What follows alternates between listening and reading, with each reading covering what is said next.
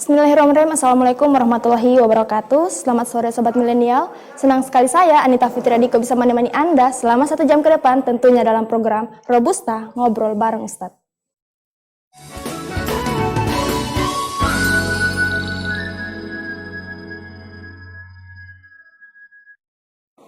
Baiklah Sobat Milenial, di studio sore hari ini saya sudah ditemani oleh narasumber kita, yaitu Ustazah Ayu Wandira LC. Assalamualaikum Ustadz. Assalamualaikum warahmatullahi wabarakatuh. Dengan rekan saya, yaitu Kak Ana Musrifah dan Kak Astuti Ambo. Halo Kak. Baik Sobat Milenial, sore ini kita akan berbincang-bincang mengenai topik jilbab modis versus jilbab syar'i. Namun, mengawali obrolan kita pada sore hari ini, kita akan membahas dulu hukum seputar mengenai jilbab bagi muslim. Oh ya Ustazah, bagaimana sesungguhnya Islam mensyariatkan tentang jilbab? Apakah hijab ini memang sudah ada syariatnya sebelum datangnya Islam? Baik, bismillahirrahmanirrahim. Assalamualaikum warahmatullahi wabarakatuh. Waalaikumsalam warahmatullahi wabarakatuh. Alhamdulillahirabbil alamin. Allahumma shalli wa sallim ala sayyidina Muhammad wa ala alihi washabbihi ajma'in. Amma ba'du. Alhamdulillah, pada sore hari yang sangat berbahagia ini ya, insyaallah kita semua dalam keadaan sehat dan walafiat. Dan masyaallah, tabarakallah, alhamdulillah, hari ini kita dipertemukan di Robusta ya, ngobrol bareng Ustaz. Masyaallah, tabarakallah. Insyaallah semua kru, para host diberikan kesehatan dari Allah Subhanahu wa taala. Baik, ini sebenarnya topik yang sangat bagus ya dibahas di kalangan milenial ya, apalagi kita membahas tentang jilbab, hijab versi modern ya. Iya, bagaimanakah syariat Islam yang sebenarnya tentang hijab ini? Jadi sebelum kita membahas tentang syariat Islam ya, tentang jilbab, sebelumnya tentu saja kita harus tahu dulu sejarah Islam, bagaimana sejarah hijab itu atau sejarah perempuan itu, jilbabnya itu seperti apa sebenarnya. Jadi awal yang harus benar-benar kita pahami adalah perempuan itu kedudukannya seperti apa. Sebelum kita memahami tentang hijab, kita harus tahu dulu kedudukan perempuan ini ya. Jadi perempuan itu pada zaman dahulu sangat terhina sebenarnya. Dari sejarahnya itu, perempuan sebelum datangnya Islam itu sangat hina. Dia tidak ada kehormatan sama sekali dalam diri seorang perempuan. Bahkan pada zaman Yunani kuno itu, dalam sejarah perempuan itu didatangkan, misalnya dipilih beberapa perempuan, kemudian ditaruh di salah satu tempat peribadatan seperti itu.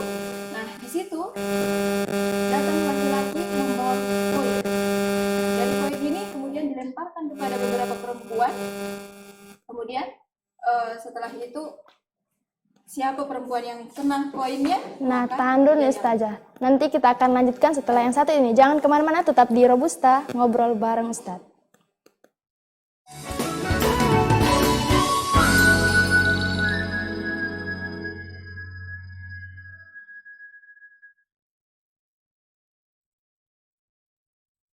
Start your healthy life today, my bio. Seiring bertambahnya usia, produksi sel imun dan sel-sel pertumbuhan dalam tubuh akan berkurang. Pola hidup yang tidak sehat, perubahan cuaca yang tidak menentu, stres, hingga paparan radikal bebas yang terus-menerus menggerogoti sistem kekebalan tubuh, sehingga tubuh rentan sekali terkena penyakit, mulai dari influenza, alergi, asma, pneumonia. Perkuat sistem kekebalan tubuh Anda dengan susu kolostrum MyBio. Diformulasikan secara khusus untuk menutrisi dan meningkatkan daya tahan tubuh. Anak-anak, remaja, atlet, orang tua hingga mereka yang sedang tahap penyembuhan dalam sakit dapat mengkonsumsi MyBio. Konsumsi susu kolostrum setiap hari dan dapatkan manfaat seperti meningkatnya daya tahan tubuh, mempercepat proses penyembuhan bagi Anda yang terkena penyakit, memaksimalkan sistem pertumbuhan. Jangan tunggu sakit datang. Mulai hidup sehat Anda hari ini bersama susu kolostrum MyBio. Start your healthy life today, my bio.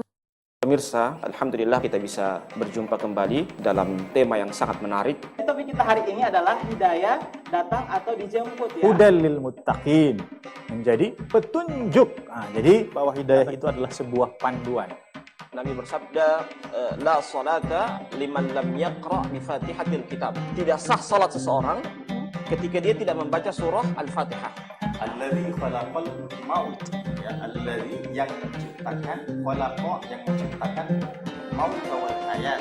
Rasulullah pernah ingatkan kepada kita, Rajab menanam, Sya'ban kita menyiram, dan Ramadan kita panen. Al-ilmu sayyidun wal kitabatu sayyidun. Qayyid suyudaka bil hibalil wafiqat. Ilmu itu laksana binatang buruan. Tulisan itu adalah ikat, maka ikatlah binatang buruan itu dengan ikatan yang kuat. Siapa yang mencela Nabi dalam bentuk apapun, dalam bentuk karikatur kah, atau dalam bentuk perkataan kah, atau dalam bentuk sikap kah, kalau itu bentuknya adalah menghina Nabi kita yang mulia sallallahu alaihi wasallam, maka itu adalah prinsip dalam Islam yang tidak boleh ditawar-tawar. Sobat milenial, jangan lupa nonton Robusta, ngobrol bareng Ustadz.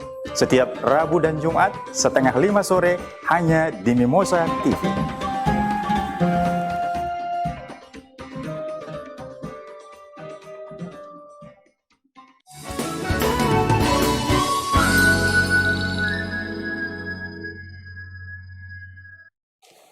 Ya, terima kasih bagi Sobat Milenial yang masih menyaksikan kami, yaitu di Robusta, Ngobrol Bareng Ustadz. Ya, tentunya kita akan melanjutkan obrolan kita tadi nih Ustazah.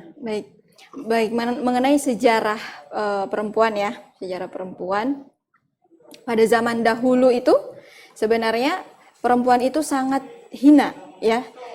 Tidak ada sama sekali kedudukannya, kemuliaan dari seorang perempuan itu sama sekali tidak terlihat. Jadi pada zaman dahulu itu, bahkan dalam sejarah itu perempuan didudukkan di salah satu tempat peribadatan seperti itu, kemudian datang seorang laki-laki itu dengan melemparkan koin saja, kemudian di mana perempuan itu kejatuhan koinnya langsung diambil dan dibawa untuk dizinahi. Jadi itu saking benar-benar perempuan pada zaman dahulu sebelum datangnya Islam sangat-sangat tidak dihormati, bahkan diinjak-injak harga dirinya. Kemudian Masya Allah, Alhamdulillah, Tabarakallah Ta'ala, datang Islam memuliakan dan mengangkat derajat perempuan. Sehingga dikatakan bahwa sampai-sampai surga itu berada di bawah telapak kaki ibu. Dan di dalam Al-Quran pun disebutkan bahwa perempuan itu adalah di bawah telapak kaki perempuan atau seorang ibu itulah surga gitu. Dan di dalam Al-Qur'an ada surah An-Nisa dan tidak ada surah Ar-Rijal. Benar-benar perempuan itu diangkat derajatnya. Nah, bagaimana tentang syariat jilbab? Ya, Allah Subhanahu wa taala mengatakan di dalam Al-Qur'an, wa kullil mu'minati yaghuddna min absarihinna wa la yubdina zinatahunna illa ma dhahara minha. Jadi dikatakan bahwa katakanlah kepada saudari-saudari muslimah agar supaya mereka menundukkan pandangannya dan juga tidak memperlihatkan perhiasannya kecuali apa-apa yang boleh terlihat. Nah, di sini para ulama menafsirkan bahwa apa yang terlihat itu para ulama berbeda pendapat juga. Seperti itu. Jadi dari 4 madhab ya yang kita fahami, ada 4 madhab dan yang paling terkenal itu adalah madhabnya Syafi'i. Nah, di sini kalau madhab yang paling muktamad itu dia Syafi'i itu seluruh anggota tubuh perempuan itu adalah aurat. Termasuk wajah dan juga telapak tangan. Tapi di dalam madhab pun ada yang mengatakan bahwa seluruh anggota tubuh wanita itu adalah aurat kecuali wajah dan telapak tangan. Jadi memang disyariatkan dan tidak ada perbedaan para ulama satupun yang menentang tentang kewajiban berhijab. Jadi dari sini kita harus mengetahui bahwa perempuan itu mempunyai kedudukan yang mulia gitu. Dan dengan jilbabnya ia akan bertambah kemuliaannya. Maka ketika seorang perempuan dia mengatakan bahwa dia beriman, dirinya seorang muslimah, maka jilbab sebagai tanda keimanannya dia. Seperti itu. Jadi memang kalau sebelum Islam pun sebenarnya di dalam sejarah jilbab itu sudah dipakai dalam sejarah di Iran dan di berbagai negara lainnya, tapi bukan sebagai syariat Islam, masih sebagai bentuk penghormatan kepada seorang perempuan, sebagai bentuk penjagaan kepada seorang perempuan. Kemudian datang Islam yang menambah kewajiban jilbab itu sendiri, seperti itu. Jadi memang sudah ada ya sebelum disyariatkan. Kemudian nanti setelah datang Islam baru jilbab itu seperti dipatenkan hukumnya menjadi wajib. Seperti itu. Mungkin bisa dipahami ya. Ya. Nah, kalau ini Ustazah, ada hikmah apa sebenarnya di balik perintah Allah kepada kaum perempuan untuk memakai hijab? Baik, mengenai hikmah itu sangat banyak ya. Hikmahnya itu sangat banyak. Allah Subhanahu wa taala berfirman di dalam surah Al-Ahzab ayat 59, wa qul li azwajika wa qul li azwaji ayuhan nabi qul li azwajika wa banatika wa nisa'il mu'minin yudnina min jalabibihinna yudnina alaihinna min jalabibihinna. Jadi disuruh untuk menurunkan jilbabnya atau menutup sampai ke dada. Nah, dan katanya dzalika adna ayyu'rafna wala yu'dzaina. Dengan perkara tersebut tadi dikatakan disuruh untuk menutup auratnya sampai ke dada, itu sebagai tanda bahwa mereka akan diketahui, mereka akan dikenal sebagai seorang perempuan. Jadi untuk yang pertama hikmahnya adalah untuk membedakan wanita muslimah dengan yang bukan muslimah. Kemudian wala yu'dzain, dan mereka tidak akan diganggu oleh laki-laki fasik, oleh perkara-perkara yang tidak baik. Kemudian banyak sekali ya menjaga kehormatannya, menjadi sebagai tanda bahwa perempuan itu mempunyai rasa malu, ya kan? Sebagai tanda bahwa dia itu mempunyai rasa malu, dan masih banyak lagi hal-hal lain. Jadi menjaga iffah, harga diri sebagai seorang perempuan itu dilihat dari dia berjilbab. Seperti itu. Karena kalau orang yang tidak memakai jilbab berarti dia tidak mengindahkan perintah Allah. Padahal sudah sangat-sangat jelas ya di dalam perintah Allah bahwa jilbab itu adalah wajib dan sangat banyak faedahnya gitu. Kemudian hikmah yang lainnya adalah menghindari pintu-pintu zina, ya kan? Kalau seorang perempuan mungkin di luar sana ya banyak yang mengatakan bahwa belum tentu loh perempuan berhijab itu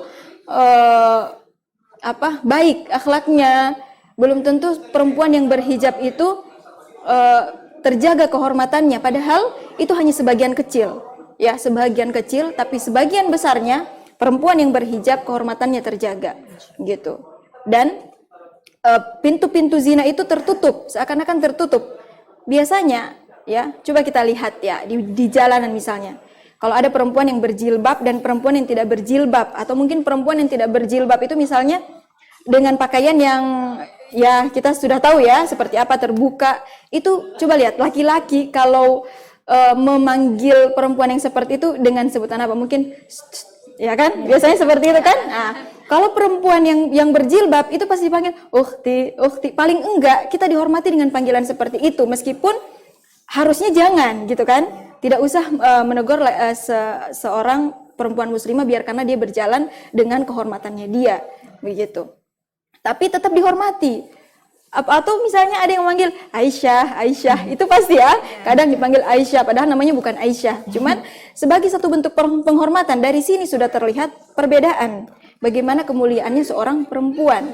Bagaimana hikmahnya seorang perempuan itu ketika dia berjilbab, dia akan diketahui bahwa dia seorang muslimah yang punya kedudukan, punya kemuliaan, seperti itu ya. Jadi masya Allah, alhamdulillah kita semua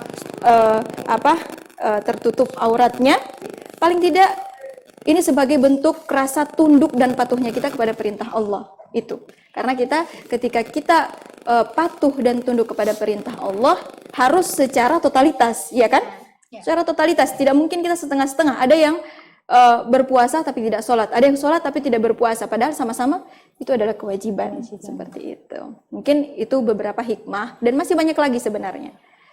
Ya, baik Ustazah. Terus apa saja bagian aurat perempuan yang harus ditutup? Apakah keadaan tertutupnya aurat di dalam sholat sama juga keadaannya di luar sholat? Baik. Seperti yang saya katakan tadi ya, Masya Allah, tabarakallah pertanyaannya. Ya karena ini memang penting, kita harus membahas tentang batasan-batasan aurat, dan tentang batasan aurat ini para ulama tentu saja punya pendapat, apalagi kepada 4 madhab yang kita pegang. Kalau kita kan bermadhabkan Syafi'iyah ya paling banyak ya. Nah di dalam kalau Hanafi, Maliki itu seluruh anggota badan perempuan itu adalah aurat kecuali wajah dan telapak tangan, dan itu pendapat yang paling dipegang di dalam 2 mazhab ini.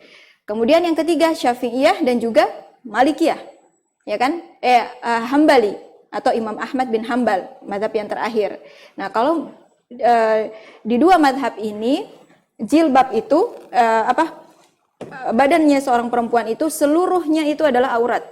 Masuk dia wajah dan juga telapak tangan, punggung tangan semuanya itu aurat. Jadi harus bercadar sebenarnya. Tapi di dalam mazhabnya Imam Syafi'i ada pendapat lain yang mengatakan bahwa bercadar itu hanya sunnah. Tapi pendapatnya Imam Syafi'i tersendiri itu wajib. Semua anggota badan itu adalah aurat. Begitu. Jadi batasan-batasan kita sudah tahu ya, tentu saja berarti hanya tinggal wajah dan telapak tangan. Telapak tangan ini masuk, punggung tangan itu masuk juga yang boleh dibuka. Ya, seperti itu. Jadi tidak apa-apa kalau kita seperti ini, karena memang tuntutan ya di Indonesia itu perempuan, karena kita selalu bermuamalah atau bersosialisasi dengan orang, tentu saja kita harus memberi, menerima dan segala macam itu dengan tangan. Dan juga apalagi di Indonesia seluruhnya mayoritas ya perempuan itu tidak memakai cadar. Tapi cadar bukan sesuatu hal yang harus kita takuti atau sesuatu yang harus kita hindari, karena dia merupakan syariat sebenarnya. Seperti itu. Jadi seluruh badan wanita itu adalah aurat kecuali wajah dan telapak tangan. Agar supaya kita tidak terlalu karena agama Islam ini adalah agama yang mudah gitu. Kita tidak usah mempersulit agama kita, yang penting masih dalam batasan-batasan syariat. Jangan sampai ketika kita mengatakan Islam itu agama yang mudah, tapi ternyata kita malah melewati batas yang sudah ditentukan. Begitu. Baik Ustazah, saya mau tanya, bagaimana dengan perempuan yang sudah usia lanjut? Apakah mereka itu masih wajib menutup aurat mereka? Baik. Di dalam Al-Quran dikatakan, A'udzubillahi minasyaitonirrajim, Bismillahirrahmanirrahim, wal qawaidu minan nisa'i allati la yarjuna nikahan falaysa 'alaihinna junahun ay yad'ana thiyabahunna ghayra mutabarrijatin bizinatin wa ay yasta'fifna khairal lahunna wallahu sami'un alim. Jadi di sini dikatakan bahwa perempuan-perempuan yang sudah tua atau yang sudah berhenti untuk sudah tidak haid lagi, sudah tidak mengandung lagi.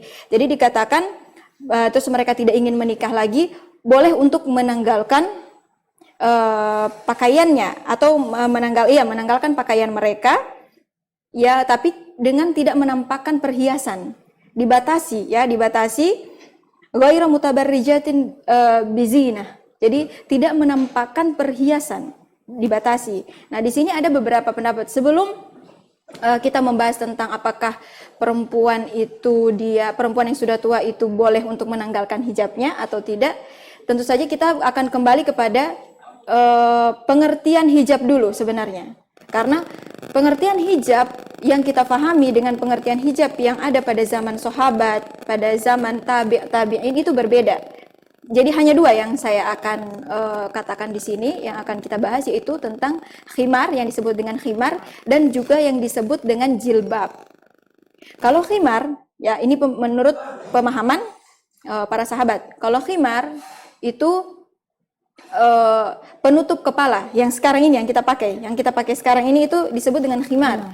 Penutup kepala, yang menutup kepala. Kemudian kalau jilbab itu lebih ke lapisan kedua dari jilbab, dari jilbab yang kita pakai. Kita sebut jilbab kan? Nah, kalau sebutannya juga jilbab. Artinya setelah ini itu ada lagi lapisannya. Kalau di Hadramaut ya, saya sempat di sana, alhamdulillah itu di sana sesuai dengan syariat. Jadi mereka itu pertama pakai jilbab seperti ini dulu. kemudian mereka pakai cadar, di sana semuanya pakai cadar. Kemudian setelah itu ada lagi satu lapisan jilbab. Jadi itu menutupi sampai bawah.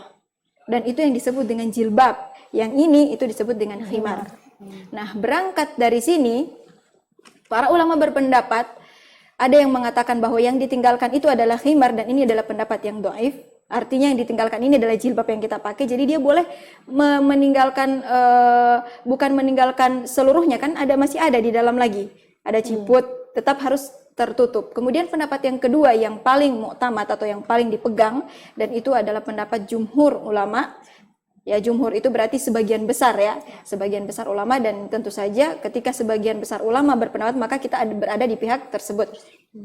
Dikatakan bahwa yang dimaksud yang boleh dilepaskan itu adalah jilbab tadi, yang panjang, yang penutup yang di atas, penutup khimar, itu yang boleh ditanggalkan.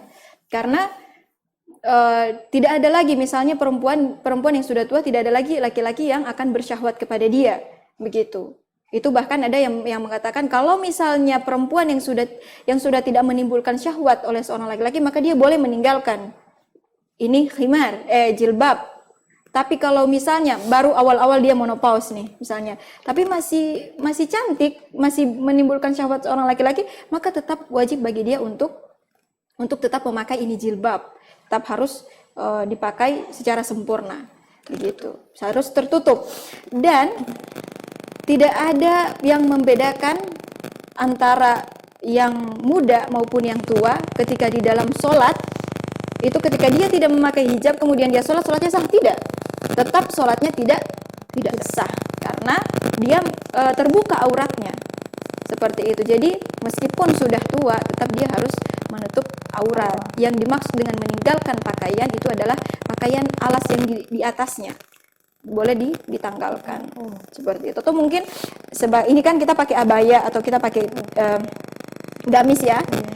Biasanya kalau udah nenek-nenek itu kan pakai daster di dalam. Nah, itu berarti tidak apa-apa, yang penting auratnya tetap terjaga. Seperti itu. Nah, apakah di hadapan mahramnya seorang perempuan dibolehkan melepaskan jilbab? Baik. Kalau di hadapan mahram tentu saja boleh. Ya, jadi tidak ada yang mengatakan bahwa haram. Kalau di hadapan mahram tentu saja boleh. Tapi tetap ada batasannya. Misalnya kita bersama bapak kita, kakak kita, atau saudara-saudari kita yang lain perempuan, kan mahramnya juga. Atau misalnya yang laki-laki saudara kita, kakak ataupun adik atau paman. Nah, itu boleh kita menanggalkan jilbab. Itu tidak masalah. Yang penting tetap masih dalam batasan yang wajar. Ya, jadi bainas surrah war rukbah itu antara ini pusar dan lutut itu tetap harus tertutup. Jangan sampai terbuka. Jadi tetap ada batasannya kecuali kepada suami. Kalau suami itu beda lagi ya. Jadi semuanya boleh terbuka seperti itu. Jadi jawabannya boleh. Tidak masalah. Kalau misalnya di dalam lingkungan satu rumah nih Ustazah, siapa saja yang bisa melihat? Kan ada anggota keluarga juga. Iya, jadi anggota keluarga itu bapak kita, bapak ke atas. Jadi kakek, bapaknya kakek itu boleh. Jadi bapak kita ke atas, kemudian adik laki-laki, kakak laki-laki, pokoknya yang kandung ya. Yang kandung ataupun yang saudara sesusu. Misalnya waktu kecil kita disusu sama sesusuan sama tetangga kita, kemudian laki-laki, nah itu boleh, berarti dia menjadi mahramnya kita, jadi dia boleh terlihat aurat kita boleh terlihat oleh dia. Adik, kemudian anak kita, anak laki-laki kita, kalau kita punya anak laki-laki maka boleh terlihat auratnya. Kalau kakak ipar tidak boleh, ya tidak boleh, ya, itu bukan mahramnya kita, itu cuma mahram kakaknya kita tapi bukan mahram kita. Jadi harus hati-hati sama sepupu juga enggak bisa. Enggak. Sepupu juga bukan. Karena kita bisa nikah. Kita boleh nikah sama sepupu. Jadi enggak boleh ya. Enggak boleh sama sepupu sama kakak ipar, itu tetap kita harus jaga aurat. Yang boleh itu bapak, kemudian kakek ke atas, kemudian anak ke bawah, seperti itu. Oke. Baiklah, jangan kemana-mana. Robust akan kembali setelah yang satu ini.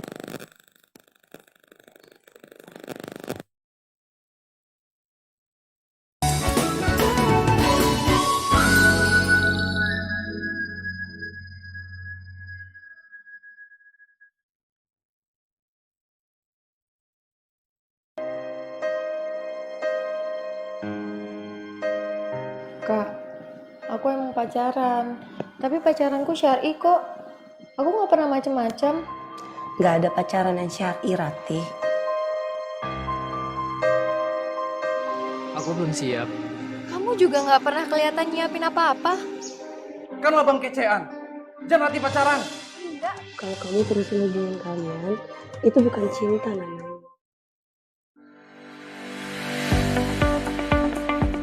Pemirsa Mimosa TV, berjumpa lagi dengan saya Sinta Istiani Bersama saya Fandi Hop. Dan saya Cynthia Moniaga dalam program Advertorial News.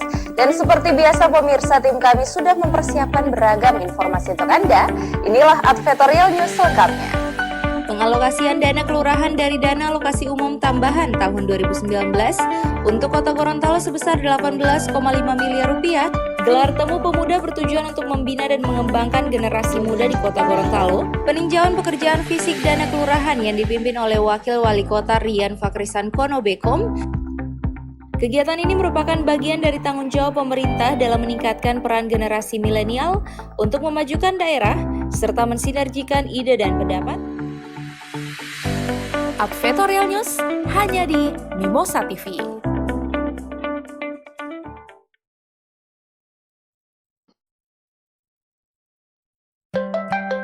من بلاد كنعان إلى مصر. أبشروا يا بني إسرائيل إنها أبواب مصر. لقد كان موسى من بني إسرائيل. Iblis kemudian menaburkan penyakit di sekujur tubuh Nabi Ayub sehingga beliau menderita sakit kulit yang menjijikkan. Nabi Adam kemudian mendiami surga di mana beliau tidak akan kelaparan, tidak akan sakit, dan tidak akan merasakan panasnya matahari. Nabi Ayub alaihissalam adalah orang yang kaya raya. Hartanya melimpah ruah. Kisah dan Nabi tempatnya setiap sangat hari jam 6 pagi dan jam 2 siang hanya di Mimosa TV.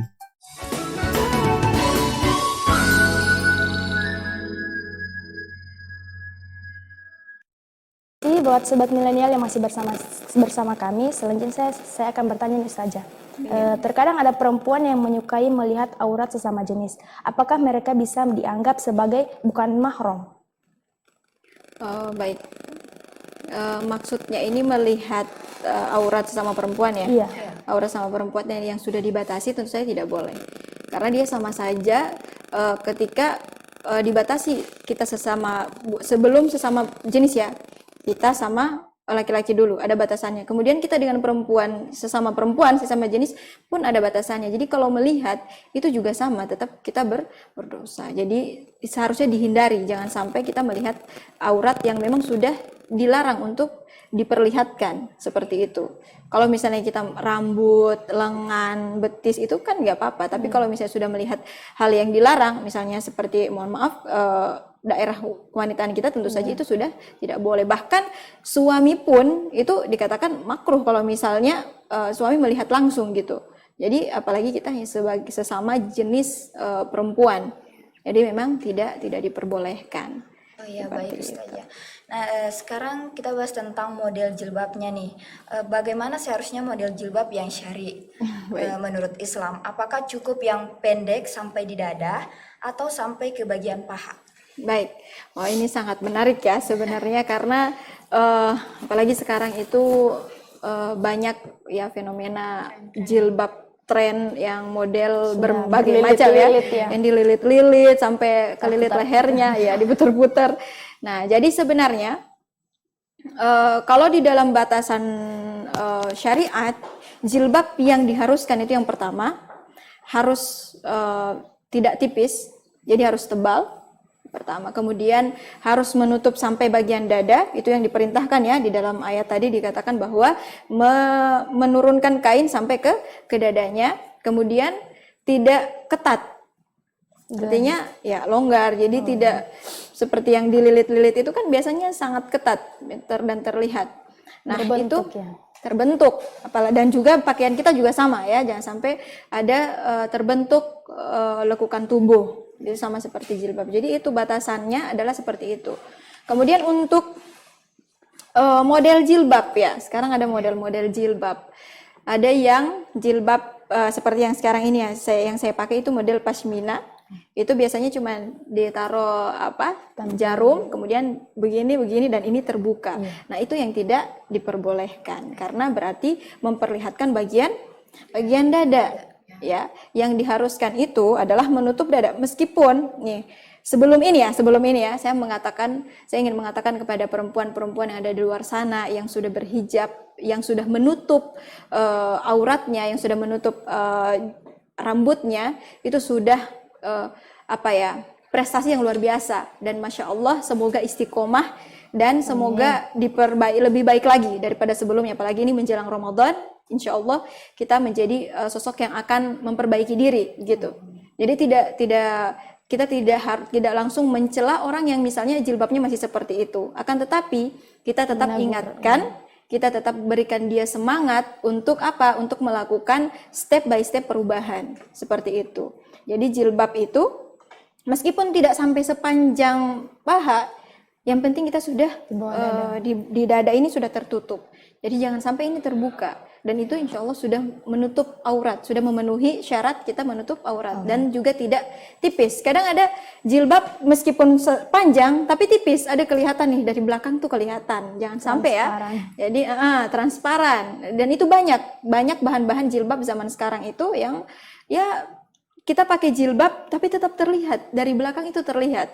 Seperti itu. Jadi itu yang harus dihindari, yang kita harus perhatikan, panjangnya harus menutupi dada, kemudian jangan sampai menerawang atau transparan, seperti itu.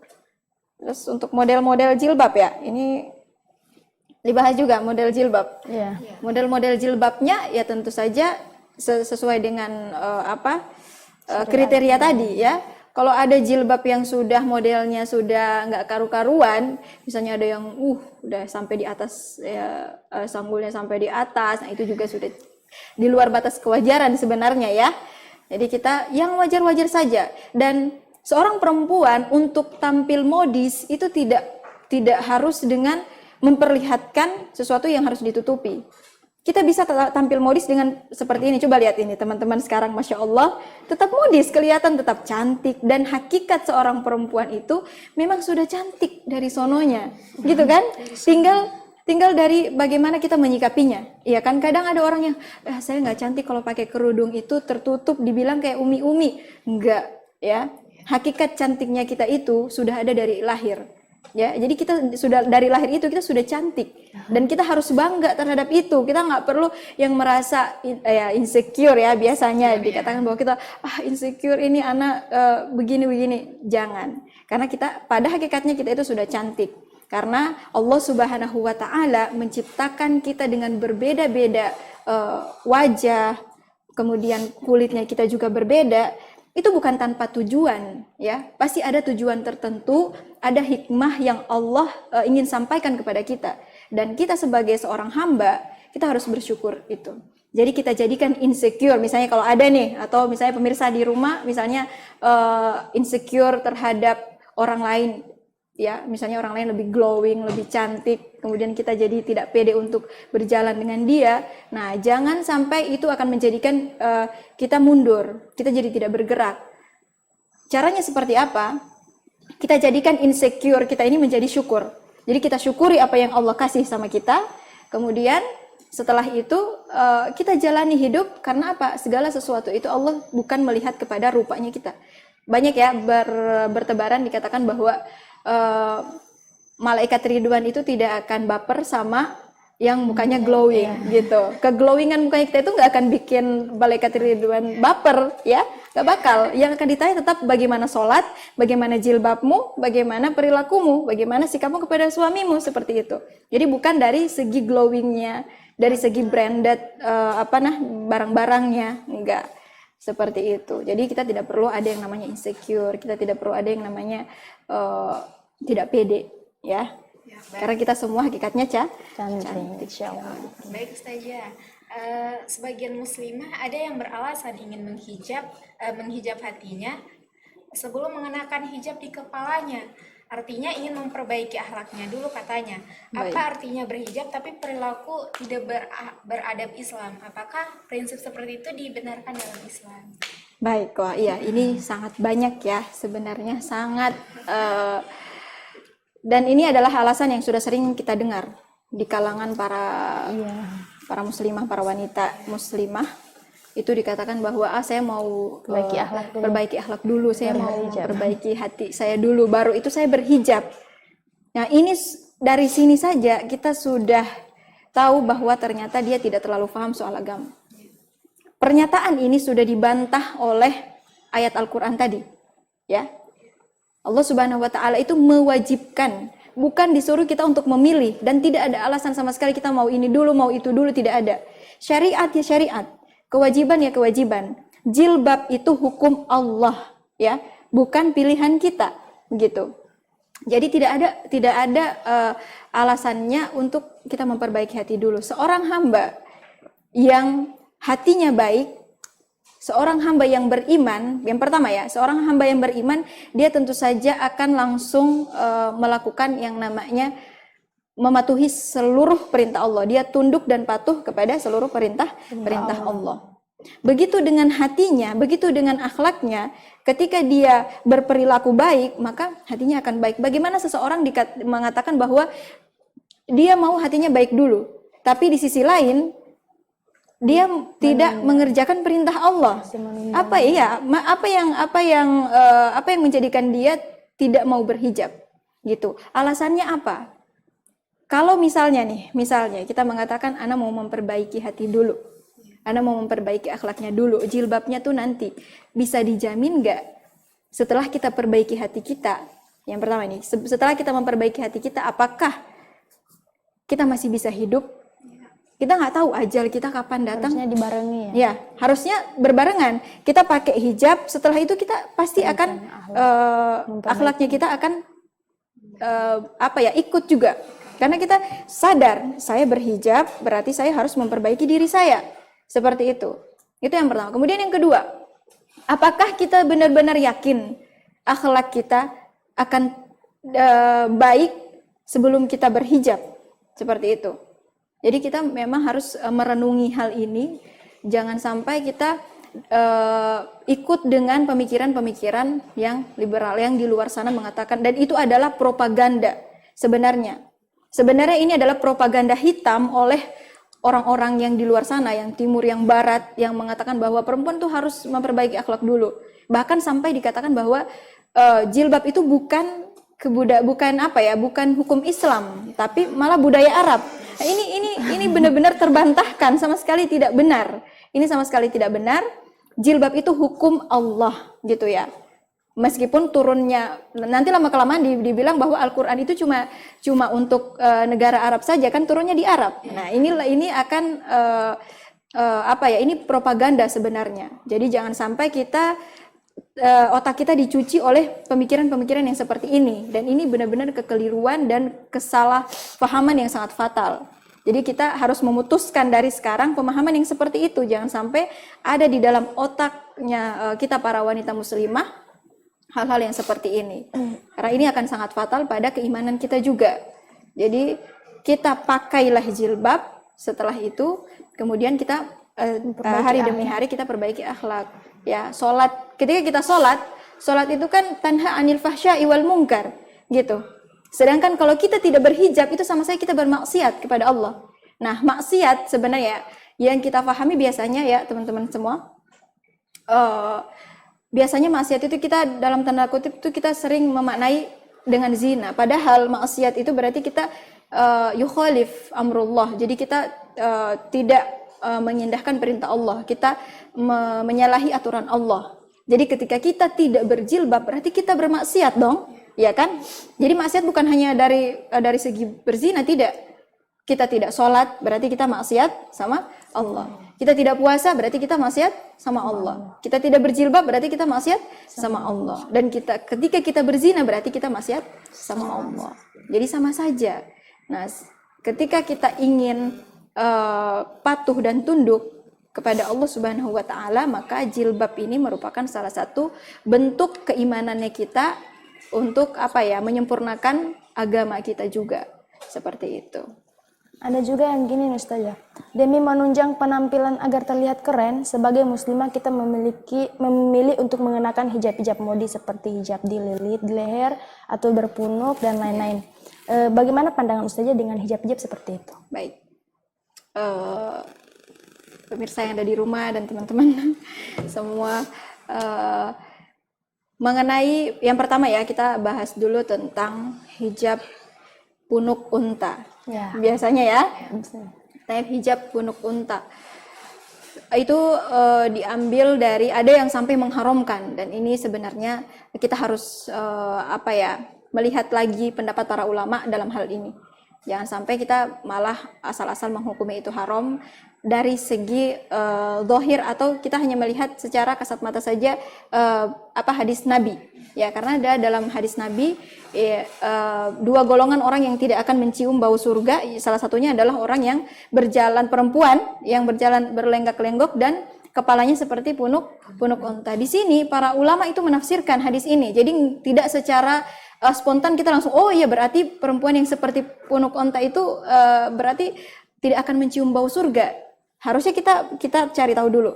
Ini yang dimaksud dengan punuk unta ini yang seperti apa, begitu. Nah, yang dimaksud dengan punuk unta itu sebenarnya adalah yang pertama itu jadi ada dua pendapat ya. Yang pertama yaitu perempuan yang dililit-lilit. Jadi di jilbabnya itu ditambah kain. Ditambah kain kemudian dililit-lilit sampai membesar kepalanya perempuan ini. Yang pertama.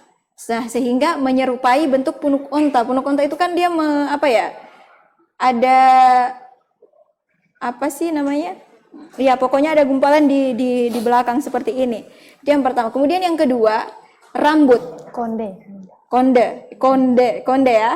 Rambutnya ini, rambut kita.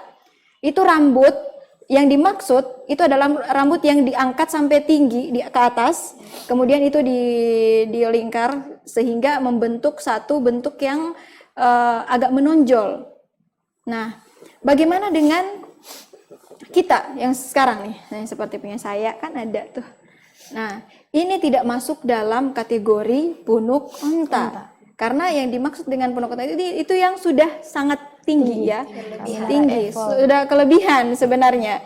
Kalau misalnya kita punya rambut panjang, itu kan jadi susah dililit terus. Iya, akan terjadi yang namanya masyaqqah, atau kita jadi kesusahan nanti kalau misalnya kita biarkan saja seperti ini. Nanti pokoknya itu akan membuat kita jadi susah untuk mengatur rambut dan sebagainya. Intinya adalah kalau untuk punuk unta yang tidak dibolehkan itu adalah yang menambah-nambah. Kan ada ya yang modis itu zaman sekarang, kalau misalnya ada pemilihan putra-putri muslimah itu kan biasanya ada ya yang kondenya itu terlalu tinggi biasanya. Nah, itu sebenarnya itu yang dilarang sebenarnya. Kalau yang masih seperti kita yang sekarang ini hanya sekedar kita ikat biasa dan tidak ada tujuan untuk memperlihatkan zinahnya kita.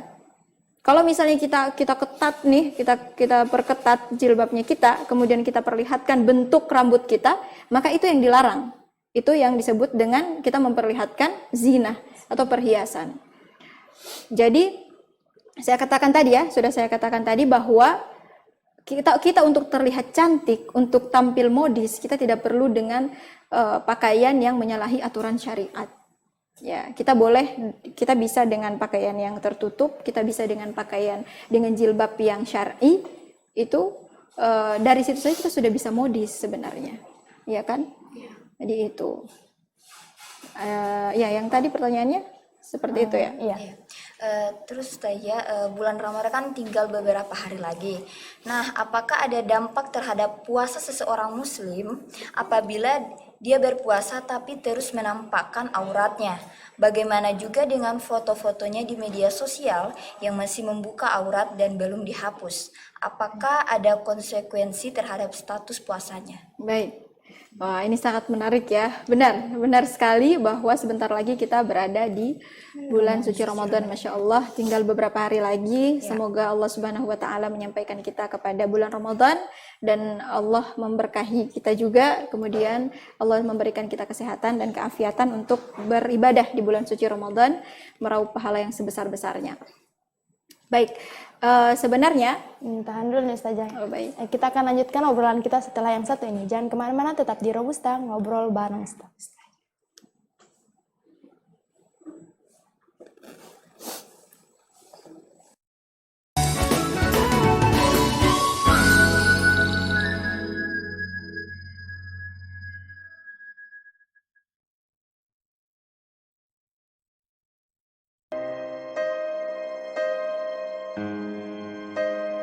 Kak, aku emang pacaran, tapi pacaranku syar'i kok. Aku nggak pernah macem-macem. Nggak ada pacaran yang syar'i, Ratih. Aku belum siap. Kamu juga nggak pernah kelihatan nyiapin apa-apa. Kan lo abang kecean. Jangan Ratih pacaran. Enggak. Kalau kamu terusin hubungan kalian, itu bukan cinta namanya.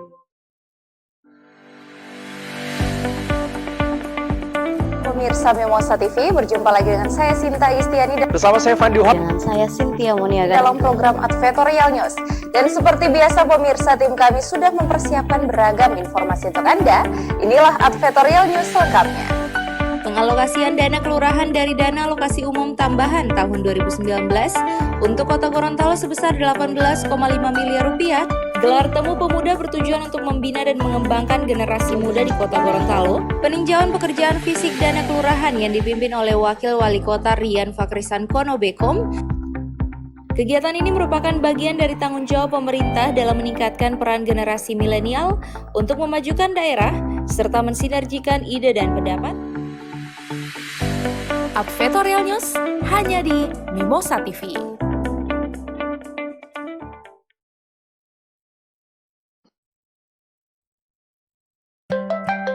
من بلاد كنعان إلى مصر.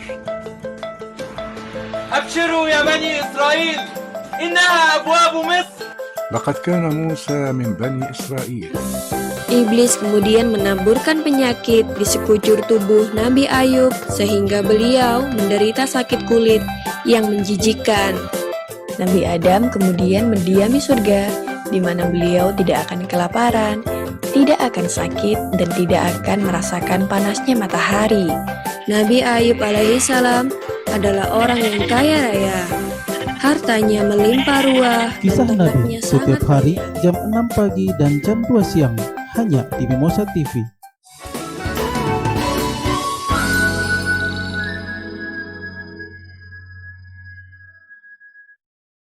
Baik, terima kasih Sobat Milenial. Kita akan lanjutkan sedikit saja tentang pembahasan kita tadi. Baik, tentang konsekuensinya ya, kalau orang yang tidak berjilbab, tentu saja soal pahala itu Allah Subhanahu wa Ta'ala yang mengaturnya, diterima apa tidaknya. Yang pasti ketika seseorang yang berpuasa kemudian dia tidak berjilbab akan berpengaruh kepada pahala puasanya. Ya, akan berpengaruh kepada pahala puasanya, apakah akan secara penuh dia dapatkan atau tidak. Jadi itu, dan itu adalah konsekuensi yang sangat berpengaruh sebenarnya. Maka karena dia tidak melaksanakan perintah Allah dan dia bermaksiat. Itu saja Mungkin ada pesan dan kesan untuk Sobat Milenial kita yang ada di rumah nih Ustazah. Baik, pesan dari untuk kita semua ya, insya Allah teman-teman semua semoga diberikan istiqomah. Yang pertama adalah kita harus memberikan seluruh hidup kita itu untuk ibadah kepada Allah Subhanahu wa Ta'ala. Kemudian fahami bahwa jilbab ini merupakan salah satu perintah Allah yang memang wajib, bukan sesuatu yang boleh ditawar-tawar lagi. Dan sebagai bentuk kemuliaannya kita, penjagaan diri kita berjilbab gitu. Jadi jangan merendahkan diri kita yang sudah diangkat derajatnya oleh Allah Subhanahu wa Ta'ala hanya dengan meninggalkan jilbab, padahal itu adalah sesuatu yang sudah sangat dianjurkan oleh Allah Subhanahu wa Ta'ala. Semoga kita diberikan keistiqomahan dan insya Allah kita disampaikan juga kepada bulan Ramadan. Insya Allah kita disehatkan dan dijauhkan dari segala macam penyakit. Masya Allah, subhanallah sekali pembahasan kita pada sore hari ini ya Ustazah. Baiklah Sobat Milenial, usai sudah perjumpaan kita pada sore hari ini, jangan lupa Tetap saksikan Robusta setiap hari Rabu dan Jumat jam 4:30 sore hanya di Mimosa TV. Saya Anita Fitradiko pamit undur diri. Wassalamualaikum warahmatullahi wabarakatuh. Waalaikumsalam warahmatullahi wabarakatuh.